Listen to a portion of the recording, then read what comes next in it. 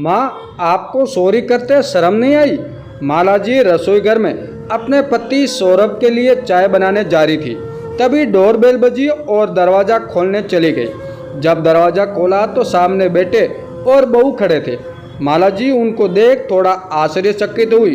बेटे और बहू ने नमस्ते कहा तो उन्होंने जवाब देते दरवाजे से हट उनको अंदर आने को बोल। वो पति के कमरे में गई।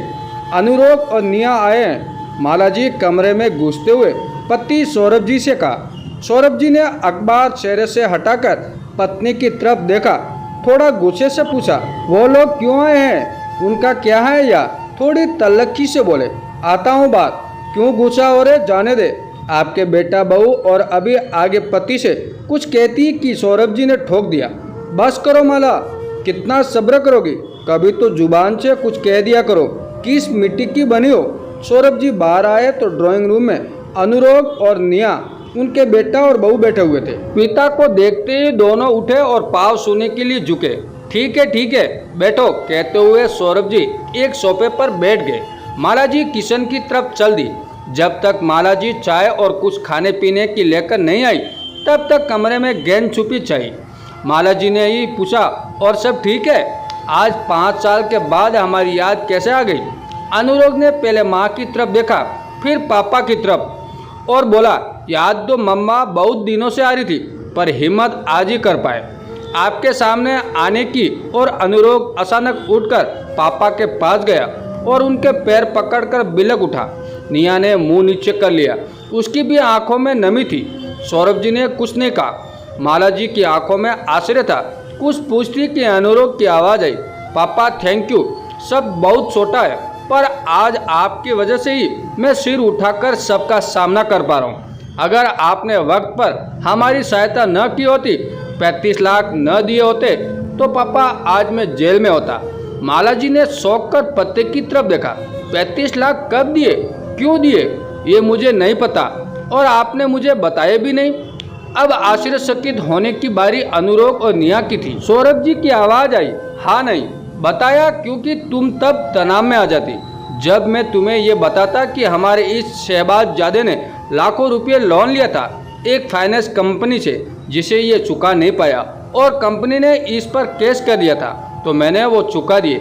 बस नहीं पापा, बस नहीं, आपको नहीं पता आपने हमारे लिए क्या किया है। जब सबने हमारी सहायता करने से मना कर दिया तब आपने ही बिना कुछ जताए हमें इस मुसीबत से निकाला। मैं और निया आज उसी के लिए आपके पास आए। हम दोनों ने आपके साथ जो किया उसके बाद भी आपने हमारी सहायता की, वो हमारा सुर झुकाने के लिए काफ़ी है। हम माफ़ी मांगने आए। आप दोनों प्लीज़ हमें माफ़ कर दे, जो हुआ उसे भूल जाए, आगे से ऐसी गलती फिर नहीं होगी। हम फिर इकट्ठे रहेंगे, आपने शिकायत का कोई मौका नहीं मिलेगा।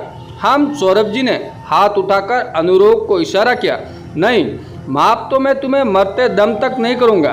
तुमने मुझे कुछ कहा होता तो शायद मैं सह भी लेता, पर तुमने और तुम्हारी बीवी ने अपने इस माँ पर सोने के कंगन की चोरी का इल्ज़ाम ही लगा दिया।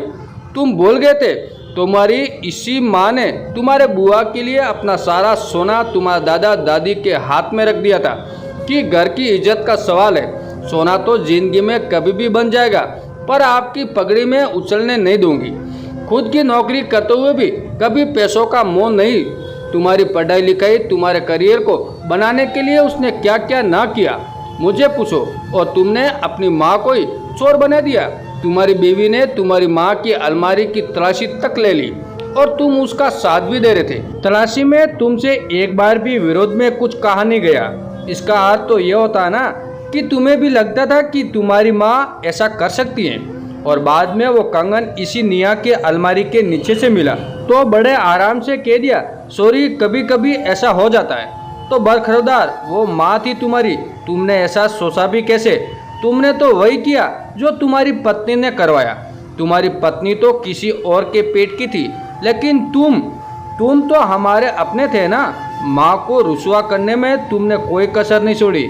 ये बात तो मैं ऊपर जाने पर भी नहीं बोलूँगा, और माफ़ी तो बहुत दूर की बात है। मैं तो तुम दोनों की शक्ल भी नहीं देखना चाहता था। साथ रहना है तो भूल ही जाओ। आज मुझे मेरा ईश्वर भी आकर कहेगा ना कि इन्हें माफ़ कर दो, तो मैं उसे भी मना कर दूंगा। इस देवी का अपमान में मेरे स्वाभिमान पर एक चोट है। वो सहायता भी इसलिए की थी कि अगर तुम्हारे जेल जाने की खबर इसे मिली तो ये उसी दिन ऊपर चली जाती और मैं इसे खोना नहीं चाहता। वो सब मैंने तुम्हारे लिए नहीं, अपने लिए किया है। हाँ, अगर तुम्हारी माँ तुमसे मिलना जुलना चाहती है, तुमसे रिश्ता रखना चाहती है, तो ना मैंने पहले मना किया था ना अब करूँगा। फैसला उसका है, कोई दबाव नहीं है। पर मुझे तो तुम दोबारा जुड़ने की उम्मीद भी मत रखना। कहते हुए सौरभ जी उठकर घर से बाहर ही निकल गए। अनुराग ने माँ की तरफ देखा तो माला जी बोल उठी, बेटा शायद तुम्हें यह बात अभी नहीं समझ आएगी, पर जब तुम खुद बाप बनोगे तब समझोगी कि औलाद एक गलत कदम ही माँ बाप को तोड़ने के लिए काफ़ी होता है। माँ बाप तो अपने ही होते, बस औलाद ही बदल जाती है। कमरे में चुप्पी का यह आलम था कि सुई भी गिरती तो आवाज़ हो जाती। माला जी भी कमरे से निकलकर अपने कमरे में, क्योंकि बेटा और बेटी की मोहब्बत अपनी जगह, लेकिन उनकी भी कोई इज्जत थी। अपनी नज़र में अगर आज वो बेटे को माफ़ कर देती तो खुद की नज़र में कभी उठ नहीं। पति निया और अनुराग भी उठकर अपने घर चले गए। अब उनकी यही सजा थी, माँ बाप की माफ़ी के बिना जिंदगी गुजारनी। बच्चों को अपने माँ बाप को कुछ कहते हुए सोचना चाहिए। जो माँ हमें हर धूप छाँव में बचाती है, हमें उसको शोर कैसे बना सकते हैं? हमें खुद से शर्म आनी चाहिए। कैसे हम अपने माँ को ऐसा बोल सकते हैं? हम बच्चों को थोड़ा सोचना समझना चाहिए। कुछ कहते हुए माँ बाप वो हस्ती है जो कभी अपने बच्चों का बुरा नहीं चाहते, तो हम बच्चों कैसे माँ बाप के अपशब्द का इस्तेमाल कर लेते हैं। दोस्तों, ये कहानी आपको कैसी लगी कमेंट करके ज़रूर बताएं और हमारे चैनल पे नए हो तो हमारे चैनल को सब्सक्राइब जरूर कीजिएगा। धन्यवाद दोस्तों।